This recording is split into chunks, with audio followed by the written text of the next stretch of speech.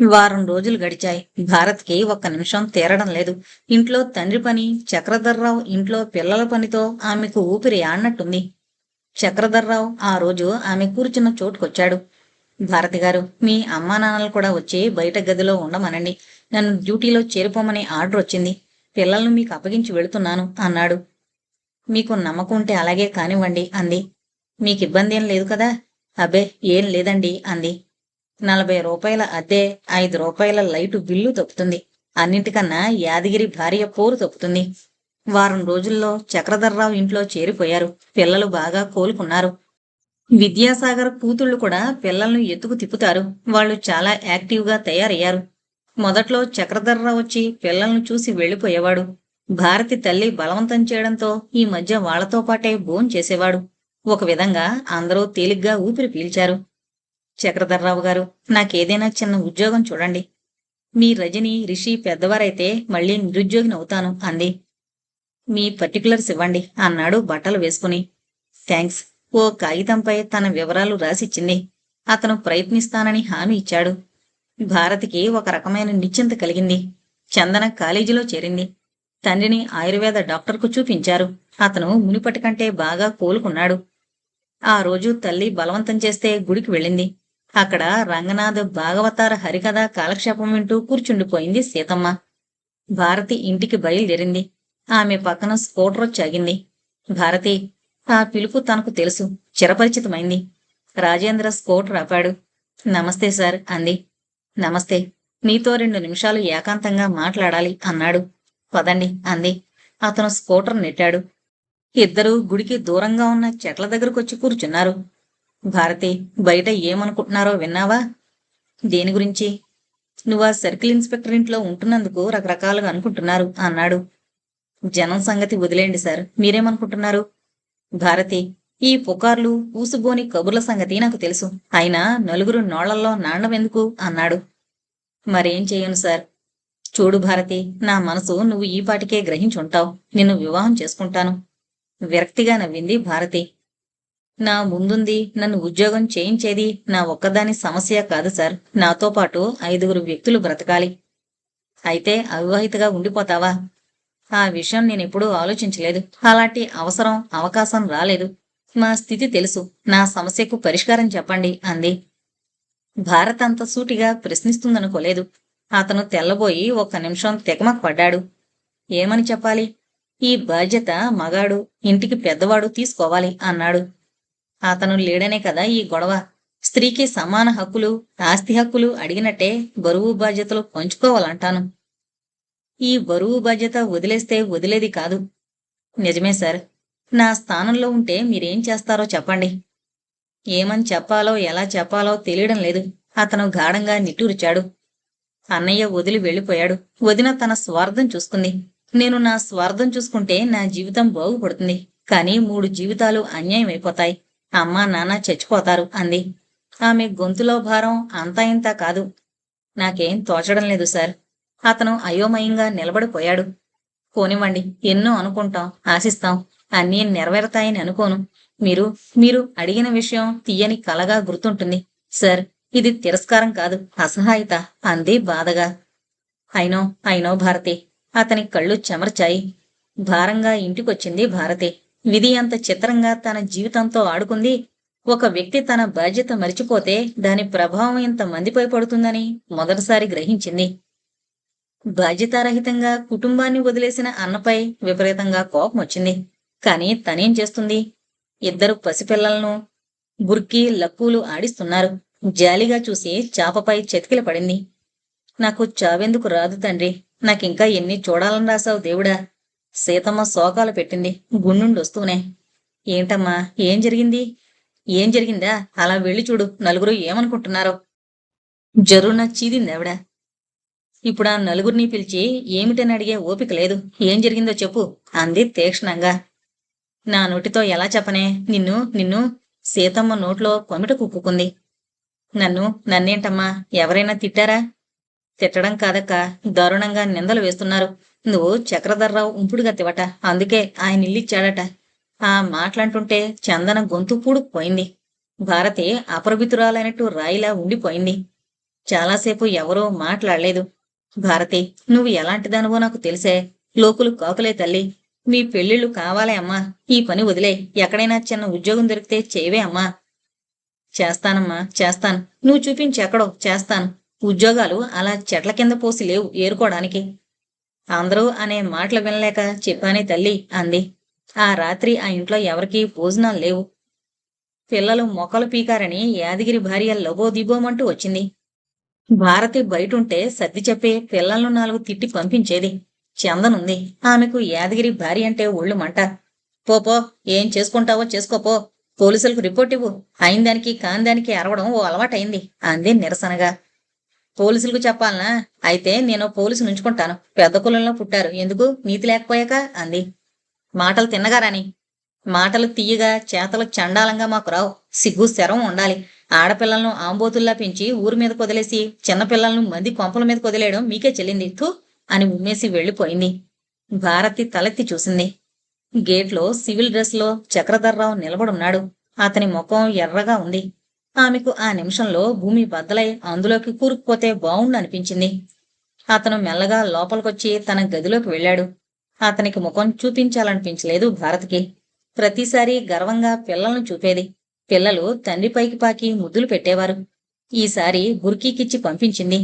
వెళ్లిన 2 నిమిషాలకు బుర్కీ పిల్లలను బయటకు తీసుకునొచ్చింది. అంకుల్ కోపంగా ఉన్నారు అంది. లక్కు, నువ్వు కాఫీ తీసుకెళ్ళు అంది. లక్కు కాఫీ తీసుకెళ్ళింది. ఖాళీ కప్పుతో వచ్చింది. అత్తయ్య, అంకుల్ నీతో మాట్లాడాలట అని తుర్రున బయటికి వెళ్ళింది. తప్పదన్నట్లు మెల్లగా అతని గదిలోకి వెళ్ళింది. అతను సిగరెట్ కాలుస్తూ ఈజీ చైర్లో కూర్చున్నాడు. పిలిచారా? భారతి గుమ్మం యువతల నుండి అడిగింది. రా భారతి. అతను సిగరెట్ యాస్ట్రేలో వేసి ఎదుట కుర్చీ చూపాడు. ఒక్క నిమిషం సంకోచించిన నిండా మునిగిన వాడికి చలేంటి అనుకుని వెళ్ళింది. భుజాల మీదుగా పమిట లాక్కుని కూర్చుంది. భారతి, మీకేదో సహాయం చెయ్యాలనుకుని ఇక్కడ ఉండమంటే జనం అపార్థం చేసుకున్నారు. మన ఆచార వ్యవహారాలకు ఏది వ్యతిరేకంగా జరిగినా జనం సహించలేరు అన్నాడు భారంగా. ఆమె మాటలు పట్టించుకోకండి అంది. కాని లోపల నుండి దుఃఖం తన్నుకొస్తోంది. ఆమెను ఆ మాత్రం ఓదార్చేవారే లేరాయే. సంపాదించి ఇల్లు గడిపేవారంటే గౌరవంతో పాటు భయం కూడా కలుగుతుందేమో. అందుకే భారతికి ఆత్మీయులే కరువయ్యారు. మనం పట్టించుకోం భారతి. మన చుట్టూ ఉన్న ఈ జనం పట్టించుకోరా? వాళ్ళ నోరు మూయలేం. అందరి నోళ్లు మూసి శాంతంగా ఉండే మార్గం చెబుతాను అన్నాడు. అంతకంటేనా అంది. చెప్పండి అన్నట్టు. అతను లేచి మెల్లగా కిటికీ దగ్గరకు వెళ్ళాడు. భారతి, కొన్ని పెళ్లిళ్లు పెద్దలు చేసి సరదాకు కట్నం లాంఛనాలు అంటారు. మరికొన్ని వివాహాలు పరస్పరం ఇష్టపడి చేసుకుంటారు. కాని మన పెళ్లి ఒకరి అవసరాలు ఒకరు గ్రహించడానికి, అంటే అడ్జస్ట్మెంట్ కోసం జరగాలి. మన పెళ్ళా? అవును. అది నీకిష్టమైతేనే ఆలోచించి చెప్పు. నేను ఈ పసిపిల్లలతో ఒంటరిగా ఉండలేను. మీలాంటి సహృదయురాలైన స్త్రీ తోడుగా ఉండాలి అన్నాడు. కాని ఈ సంసారం వదిలి నేను ఎలా చేసుకోను? అందుకే అంటున్నాను. ఒకరికొకరం సహాయపడాలని. నీ కుటుంబాన్ని ఆర్థికంగా ఆదుకునే బాధ్యత నాది. నా కుటుంబాన్ని హార్దికంగా ఆదుకునే బాధ్యత నీది. ఇది 1 నెలతో పోయేదా? కాదు. నాకు డబ్బుకేం తక్కువ లేదు. రేపు మనం మారితే బుర్కీ లక్కులు ఏమవుతారో అన్న బాధొద్దు. ఈ ఇల్లు వాళ్ల పేర పెడదాం. అద్దెలు వారి చదువులకు వాడతారు. మీరంటోంది నిజమే భారతి. లోకానికి భయపడి మన జీవితాలను ఎందుకు బలి చేసుకోవాలి? ఎందుకు బాధపడాలి? నీకేదో సహాయం చేస్తున్నానని అనుకోకు. చేసిన దానికంటే ఎక్కువే పొందుతున్నాను అన్నాడు. భారతి పమిట ముడిపెడుతూ నిల్చుంది. ఇతరాత్రా నీకేం అభ్యంతరాలున్నా నాకు చెప్పు. ఈ సమస్యకు మరేదైనా పరిష్కారం ఆలోచిద్దాం. అతను చెప్పులు వేసుకుని బయటకు వెళ్ళిపోయాడు. భారతి కళ్ల ముందు ఒకవైపు రాజేంద్ర, మరోవైపు చక్రధర్రావు నిల్చున్నారు. ఒకరు ఈడు జోడు, మరొకరు తోడు నీడ. అయోమయావస్థలో నిలబడిపోయింది. మమ్మీ, రిషి వచ్చి ఆమె లాగాడు. నువ్వు నిద్రపోలేదా అంది ఆవులిస్తూ. నాకు భయం అన్నాడు భయంగా, ఆమె చెంగులో తలదాచుకుంటూ. ఆమె వాణ్ణి తీసుకొచ్చి పడుకుంది. గాఢమైన సుషుప్తిలోకి జారిపోయింది. ఆమె చెక్కిలపై గిలిగింతలు మేలుకొలిపాయి. ఉలిక్కిపడి కళ్ళు విప్పింది. నైట్ గౌన్లో చక్రధర్రావు పక్కనే కూర్చున్నాడు. ఎప్పుడొచ్చారు? కంగారుగా లేవబోయింది. ఉదయమే అన్నాడు ముసుముసుగా నవ్వుతూ. ఆమె టేబుల్ వైపు చూసింది. 10:30 చూపుతోంది. మై గాడ్ అంది. ఎస్ గాడెస్ అన్నాడు. లేపొద్దా? ఈరోజు ఓ కొత్త విషయం తెలిసింది. నువ్వు నిద్రలో చాలా అందంగా ఉంటావు సుమా. ఆమె లేచింది. మొహం కడుకుని వచ్చేసరికి టీ వచ్చింది. ఇద్దరూ తాగారు. రాత్రంతా ఏం ఆలోచించావు? మిమ్మల్ని గురించే అంది. ఆమె కాలకృత్యాలు తీర్చుకునొచ్చేసరికి రిషి, రజని వాళ్ళ టీచర్ దగ్గర పేర్లు చెప్పడం నేర్చుకుంటున్నారు. ఈ సంవత్సరం బడిలో అడ్మిషన్ ఇప్పించాలని చూస్తున్నారు. ఆమె ఉపాహారం తెచ్చింది. ఇద్దరూ తీసుకున్నారు. ఇంతలో ఫోన్ మోగింది. చక్రధర్రావే ఎత్తాడు. అతని ముఖంలో రంగులు మారాయి. ఓ ఐసి, అలాగా అన్నాడు. ఏంటండి, ఎవరు అంది పిల్లల ముద్దు మాటలు వింటూ. భారతి, మనం త్వరగా వెళ్ళాలి అన్నాడు ఆర్తిగా, ఆవేదనగా. ఎక్కడికండి? మీ నాన్నగారికి సీరియస్ గా ఉందట. నువ్వు తయారవు, చందనను కూడా ఎక్కించుకుని వెళదాం అన్నాడు. అతని జీప్ వచ్చేసరికి భారతి తయారై వచ్చింది. తండ్రికి సీరియస్ కాదు, ఆఖరు శ్వాస వదిలాడని అర్థమైంది. భర్త పిల్లలను వద్దన్నాడంటే దాని అర్థం అదే. ఆమె కళ్ల ముందు ఒక్కసారి తండ్రి, అతని పాటలు గుర్తుకొచ్చాయి. కళ్ళు నీళ్లతో నిండిపోయాయి. రిలాక్స్ భారతి, నీలాంటి కూతురును కన్నవాడు అదృష్టవంతుడు. కూతురుగా ఆయన రుణం తీర్చుకున్నావు. జీపు నడుపుతూ ఓదార్చాడు. చందన ఎక్కగానే స్పీడ్ అందుకుంది. చందనకు ఒక రకమైన నిర్లిప్తత కుటుంబం అంటే. తల్లిదండ్రుల అసహాయత వల్లనే కుటుంబం చిన్నాభిన్నమైందని బాధపడుతుంది. అందుకే భారతిలా దుఃఖించలేకపోయింది. భారతి ఊహించిందే నిజం. రామనాథం ఆ ఉదయమై పోయాడట. కూతుళ్లను చూస్తూనే సీతమ్మ బౌరుమని ఏడ్చింది. ఊరుకో అమ్మా, ఊరుకో. గద్గద స్వరంతో ఓదార్చింది భారతి. ఇక అమ్మాయిలొచ్చారు, కావలసిన కార్యం అవుతుంది అన్నారు ఎవరో తెలిసిన వారు. ఏంటి? భారతి లేచొచ్చింది. చక్రధర్రావు బుర్కి లక్కులను తీసుకువెళ్లి టిఫిన్ పెట్టించాడు. ఇప్పుడు మీ నాన్నకు కొరివెవరు పెడతారు? అవునమ్మా, కొడుకు అజాపజా లేడు. దహన సంస్కారాలు ఎవరు చేస్తారు? మీ దాయాదులు ఎవరైనా ఉన్నారా? ఒక అతను అడిగాడు. అతను రామనాథం స్నేహితుడు. నాకు తెలీదు మావయ్య అంది కళ్ళు ఒత్తుకుని గుర్తు తెచ్చుకుంటూ. మరిప్పుడెలా? కొడుకైనా అల్లుడైనా మీవారే, వారినే కర్మ చేయమను అన్నాడు. భారతికి సుతారాము ఇష్టం లేదు. ఒకరి మంచితనం వాడుకోవడం అంత తెలివైన పని కాదు. అదీకాక ఈ 10 రోజులు ఆయన ఇంట్లో ఉంటారా? అది కాదు మామయ్య, కొడుకే చెయ్యాలని ఏముంది, కూతుళ్ళు చేయకూడదా అంది భారతి. ఇదెక్కడి విడ్డూరమే తల్లి, కూతుళ్ళు చేయడం నేనెక్కడా వినలేదు అన్నాడు ముక్కున వేలుంచుకుని. అదే మావయ్య మన ధర్మం, మన మతంలో ఉన్న లోపం. అన్నీ అస్తవ్యస్తంగానే అర్థం చేసుకుంటారు.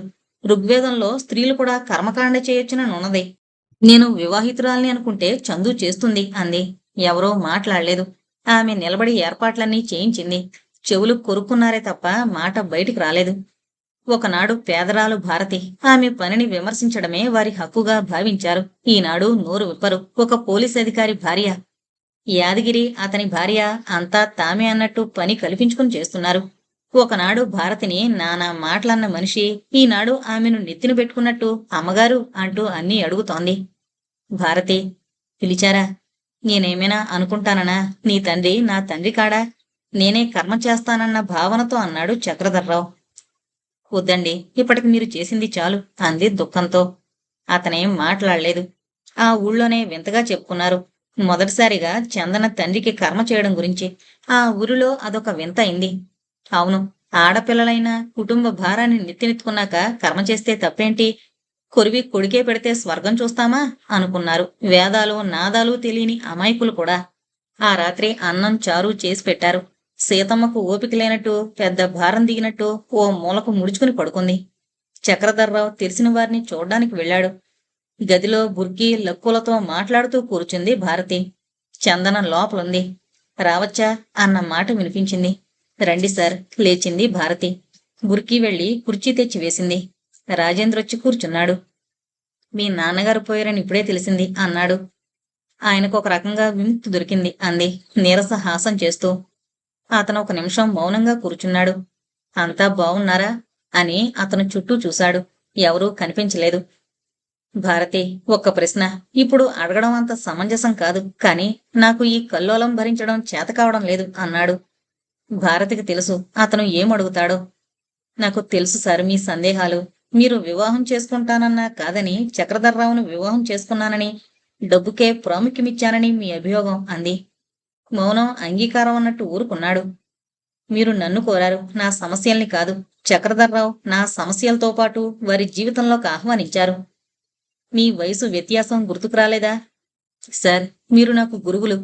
నేను చెప్పగలదాన్ని కాను, కాని స్త్రీ శారీరకంగా మానసికంగా పురుషుడి కంటే త్వరగా ఎదుగుతుంది అంది ఆత్మవిశ్వాసంతో. సమస్యలు నాతో చర్చించావా? ఏ ఆడపిల్లైనా తన సమస్యలు చర్చించదు. నేను చక్రధర్రావుతో కూడా ఈ విషయాలు చెప్పలేదు అంది. భారతి, నేను నిన్ను ఎంత అభిమానించానో నువ్వెరగవు. ఇంకా ఏదో చెప్పబోయాడు. ప్లీజ్ సార్, ఇప్పుడు ఆ విషయాలు మాట్లాడుకోవడం ఇద్దరికీ మంచిది కాదు. మీరు జీవితంలో సెటిల్ అయిపోండి అంది. నువ్వు సంతోషంగా ఉన్నావా భారతి? భారతి చిన్నగా నవ్వింది. సార్, ఈ వివాహం వల్ల నేను ఏదో పోగొట్టుకున్నానంటే, నేను సుఖంగా లేనంటే మీకు తృప్తిగా ఉంటుందేమో కానీ అంత పెద్ద అబద్ధం ఆడలేను. ఆయన చాలా మంచివారు అంది. నో భారతి, నన్ను పూర్తిగా అపార్థం చేసుకున్నావు. నువ్వు సుఖంగా తృప్తిగా ఉండాలి అన్నాడు లేచి నిలబడి. Thank you sir, thank you very much అంది. అతను చరచరా వెళ్ళిపోయాడు. బయట చక్రధర్రావు నిలబడిన సంగతి ఎవరూ గమనించలేదు.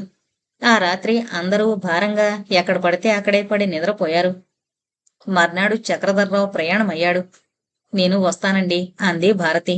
వద్దు భారతి, మీ అమ్మను ఈ సమయంలో ఒంటరిగా ఉంచడం భావ్యం కాదు. పిల్లలను తీసుకునొస్తాను అన్నాడు. అవునండి, రాత్రి ఎలా ఉన్నారో ఏమో. 10వ రోజు అయ్యే వచ్చేసరికి టైం ఉండదు. 2వ బెడ్రూంలో ఫ్యాన్ బిగించాలి. పోనీలేండి, మన గది వాళ్ళకి ఇచ్చేద్దాం అంది. అప్పుడు గుర్తుకొచ్చింది ఆయనకు తన కూతురు వస్తుందని. అతని ముఖంలో రంగులు మారాయి. ఆ విషయం నాకు గుర్తులేదు సుమా అన్నాడు. నేనొచ్చి చూసుకుంటాను. రిషిని రజనీని తీసుకురండి. మీ దగ్గర ఎంతుంది అంది. అతను పర్సు తీసి ఆమె ముందుంచాడు. 100 రూపాయలుంచి మిగతాది తీసుకుంది. చక్రధర్రావు జీపులో కూర్చున్నాడు. అతని మనసు అల్లకల్లోలంగా ఉంది. తనే విన్నాడు. భారతిని ప్రాణప్రదంగా ప్రేమించిన వ్యక్తున్నాడా? చిచ్చి, తన సంస్కారం దిగజారిపోతుంది. ఆమెను మరో విధంగా ఊహించిన పాపమే. మనిషికో బలహీనత, ఈగో ఉంటుంది. చక్రధర్రావు తానే గొప్ప త్యాగం చేశాను అనుకున్నాడు. కాని భారతి అంతకంటే గొప్పది. ఈడు జోడున్న సంబంధం, బాదరబందీ లేని సంబంధం వదులుకుందంటే తనెంత అల్పుడు. భారతి, అతని హృదయం మూలిగింది. రాజీ అంటూ మరోవైపు నుండి ఘోష వినిపించింది. అతని మనసు వెనక్కుపోయింది. చక్రధర్రావు శాంతి స్వరూప వివాహమైన సంవత్సరంలోపునే రాజశ్రీ పుట్టింది. అదే సంవత్సరం ఆయనకు పోలీసు డిపార్ట్మెంట్లో ఉద్యోగం దొరికింది. అతనికి ఉద్యోగం చేయవలసిన స్థితేం లేదు, అయినా చేరాడు. రాజశ్రీ తర్వాత మళ్లీ పిల్లలు పుట్టలేదు. అందుకే ఆ అమ్మాయి ఆడింది ఆటగా, పాడింది పాటగా చలామణి అయింది ఆ ఇంట్లో. శాంతికి కూతురంటే ప్రాణం. చక్రధర్రావు అక్క జయమ్మకు ఒక్కడే కొడుకు ఉదయ్. అతనికిచ్చి 2 కుటుంబాలు ఒకటైపోవాలని అనుకున్నారు. రాజశ్రీ కాలేజీలో చేరే నాటికి 14 ఏళ్లు. అందాల బొమ్మ, అతిశయంతో అందర్నీ ఆకట్టుకునేది. రోజుకో చీరకొండం, సినిమాలు, షికార్లు జీవితంగా గడిపింది. పోలీసు ఉద్యోగం చేస్తూ పిల్లల మంచి చెడ్లు తనెలా చూస్తాడు? ఆ విషయంలో శాంతిని హెచ్చరించాడు. మీరు మరీనండి, పసిపిల్ల, ఇంకో 2 ఏళ్లు పోతే మనకే బుద్ధి చెప్తుంది అనేదామె. శాంతిపై ఉన్న నమ్మకంతో అతను మాట్లాడలేదు. రాజశ్రీ బీఎస్సీలోకి వచ్చింది. మెడికల్ ఎంట్రన్స్ రాద్దామని అన్నాడు చక్రధర్రావు. నాకిష్టం లేదండి, మనకున్నది ఒక్క పిల్ల. 5 ఏళ్లు అహోరాత్రులు కష్టపడాలి. మళ్ళీ సుఖశాంతులుండవు అంది. అది కాదు శాంతి, చక్రధర్రావు ఏదో చెప్పబోయాడు. మమ్మీ, యు ఆర్ రైట్, నాకిష్టం లేదు డాడీ అంది. అతనికి కూతురు పసిపిల్లలా కనిపించలేదు. ఏదో మార్పు కనిపించింది. దానికి తోడు ప్రైవేటు క్లాసులు, పిక్నిక్లు అంటూ అర్ధరాత్రి అపరాత్రి ఇంటికొచ్చేది. అదే సమయాన శాంతి నెల తప్పింది. ఈ నెల తర్వాత వచ్చిన ఈ మార్పుని ఎలా స్వీకరించాలో అర్థం కాలేదు. ఆ అమ్మాయి పెళ్లిడికొచ్చింది, నాకు సిగ్గుగా ఉందండి అంది శాంతి. శాంతి, మనం సిగ్గుపడేంత తప్పేం చేయలేదు. ఈసారి కొడుకు పుడితే వంశోద్ధారకుడంటూ నిరాశపడేవారి నోళ్లు మూతపడతాయి అన్నాడు. కొందరు ఆస్తి పోతుందేమోనని ముఖం తిప్పుకుంటారు. కాని జయమ్మ సంతోషం అంతా ఇంతా కాదు. మరదల్ని అపురూపంగా కంటికి రెప్పలా చూసుకుంది. ఒకరోజు ఉదయ్ ముఖం కందగడ్డలా చేసుకునొచ్చాడు. అత్తయ్య. ఏంటి బాబు? ఆ పోలీస్ జీపులు వాడకపోతే ఓ కారు కొని మీ అమ్మాయికి ఇవ్వండి అన్నాడు ముఖం ఎర్రగా చేసుకుని. నాయనా, ఏమైంది? అడ్డమైన వాడి స్కూటర్కి తిరుగుతుంది మీ ముద్దుల కూతురు అన్నాడు ఉక్రోషంగా. అప్పుడే ఆదిశక్తిలా వచ్చింది రాజశ్రీ. ఆమె ముఖం మాడుచుకుంది. అత్త, మీ అబ్బాయిని తన హద్దుల్లో ఉండమను. రాజీ, శాంతి అరిచింది. మమ్మీ, ఈయనగారు నాకు భర్త అన్నంత ఫోజు పెడితే ఊరుకోను అంది రాజశ్రీ. కాబోయే భర్తే కదే, జయమ్మ సర్ది చెప్పబోయింది. ఎవరికి భర్త? అతడంటే నాకు పరమ ఎలర్జీ. చరచరా గదిలోకి వెళ్ళిపోయింది. అత్తయ్య, మీ అమ్మాయి కావాలని, ఆమె లేకపోతే బ్రతకలేమని ఎవరూ అనడం లేదు. ఉదయ్ కొస్సుమన్నాడు. ఉదయ్, శాంతి ఆరతిగా అరిచింది. అవునత్తయ్య, అవతల వాళ్ళు ఎలాంటివారో తెలియక స్నేహం చేస్తుంది అనుకున్నాను. అధికారం చూపాలని కాదు, అవమానం చెయ్యాలని కాదు, ఇంతోటి అందగత్తె దొరకదని కాదు. ఆవేశంగా అరిచి వెళ్ళిపోయాడు ఉదయ్. చక్రధర్రావు రాగానే విషయమంతా చెప్పి ఏడ్చింది శాంతి. ఆయన కూతుర్ని పిలిచాడు. రాజీ, నువ్వు మమ్మీ స్థితి అర్థం చేసుకోగలవనుకుంటాను. తలాడించింది. ఆమెకి ఈ స్థితిలో మానసికంగా శారీరకంగా విశ్రాంతి కావాలి. నువ్వు నీ ప్రవర్తనతో బాధ పెట్టకు. నువ్వు కాలేజీ వదలగానే నేరుగా ఇంటికి రావాలి. ఆమెను కనిపెట్టుకుని ఉండాలి. వింటున్నావా రాజీ? నీకు ఉదయం ఇష్టం లేకపోతే చెప్పే మార్గం అది కాదు అన్నాడు. సారీ డాడీ అని వెళ్ళిపోయింది. ఎక్కడున్నా 4:30కు ఇంటికి ఫోన్ చేసి రాజీ వచ్చిందా లేదా అని కనుక్కునేవాడు. కాస్త చెకింగ్ ఎక్కువైంది. రాజీ మొండిగా తయారవుతుందని తెలీదు. ఆమెకు 18 ఏళ్లు పూర్తయ్యాయి. శాంతికి లేవడం చేతకాకపోయినా ఎప్పట్లా పుట్టినరోజు వేడుకలు జరిగాయి. మర్నాడు రాజశ్రీ ఇంటికి రాలేదు. ఆమెతో పాటు ఆమెకని చేయించిన నగలు మాయమయ్యాయి.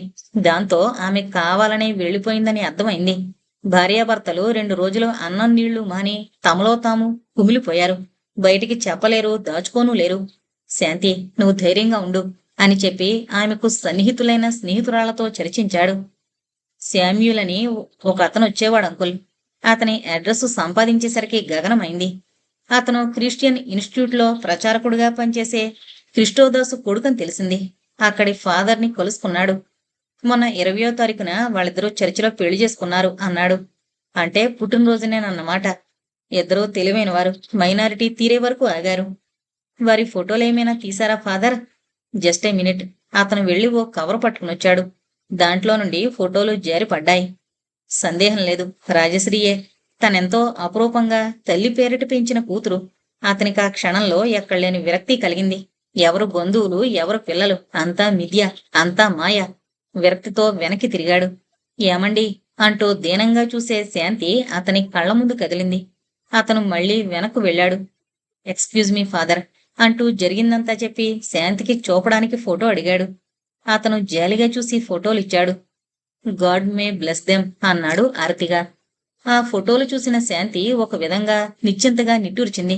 కాని కుమిలి కుమిలి ఏడ్చింది. ఏమండి, దానిష్టం ఏది కాదన్నా? శాంతి, అదేం మన బిడ్డ కాదు. రేపు పుట్టబోయే బిడ్డ మంది అని తృప్తి పడదాం. మరంతే కదా అన్నాడు. ఇద్దరూ ఏదో తప్పు చేసినట్టు తిరగసాగారు. ఆ అమ్మాయి బంధువుల దగ్గరికి వెళ్ళిందని చెప్పాడు. ఒకరోజు శాంతి చెకప్కు వెళ్లిన సమయంలో ఫోన్ వచ్చింది. చర్చి ఫాదర్ చేశాడు. ఉదయ్ ఎత్తాడు. మిసెస్ రాజశ్రీ గురించి ఏం కంగారొద్దని మిస్టర్ చక్రధర్రావుతో చెప్పండి. ఆమె భర్తతో సుఖంగా కన్స్పాన్లో ఉంది అన్నాడు. ఉదయ్ రాగానే అత్తమామలతో చెప్పాడు. అందరితో చెప్పాడు. అతను చెప్పిన దానికి చిలవలు పలవలు ఊహించుకుని ప్రచారం చేశారు. దాంతో శాంతి పూర్తిగా బయటకు వెళ్లడం మానేసింది. శాంతి, నువ్వేం తప్పు చేశావు? దాన్ని కండం బౌరుమనేది. ఇప్పుడేమైంది? కసురుకునేవాడు. ఇంకా ఏం కావాలి? నలుగురిలో ముఖమెత్తుకుని తిరగలేకపోతున్నాను. ఎవరు చేశారో గాని చాలా చెడుగా ప్రచారం చేశారు. మనం దాని పెళ్లి వద్దన్నామట అంది ఆవేదనగా. ఎవరో అంటే దానికి నువ్వు భయపడాలా? శాంతి, ఈ సమయంలో నువ్వు ప్రశాంతంగా ఉండాలి ఓదార్చాడు. అతను చాలా కాలం బయటే తిరుగుతాడు. ఆమె ఇంట్లో ఉండి బంధువులు స్నేహితుల విమర్శలు ఎదుర్కొంది. రోజు రోజుకు క్షీణించిపోసాగింది. చక్రధర్రావు అత్తగారైన వరలక్ష్మమ్మను తీసుకునొచ్చాడు. నెలలు నిండాక ఆసుపత్రిలో చేర్పించారు. కాన్పు కష్టమన్నారు.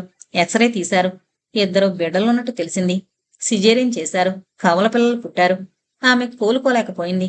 ఎన్ని మందులు వాడినా లాభం కనిపించలేదు. క్షీణించిపోసాగింది. పెద్ద డాక్టర్లకు చూపించాడు. లాభం లేకపోయింది. పసివాళ్లను భర్తను వదిలి వెళ్లిపోయింది. అంతటి చక్రధర్రావు పసిపిల్లవాళ్లా ఏడ్చాడు.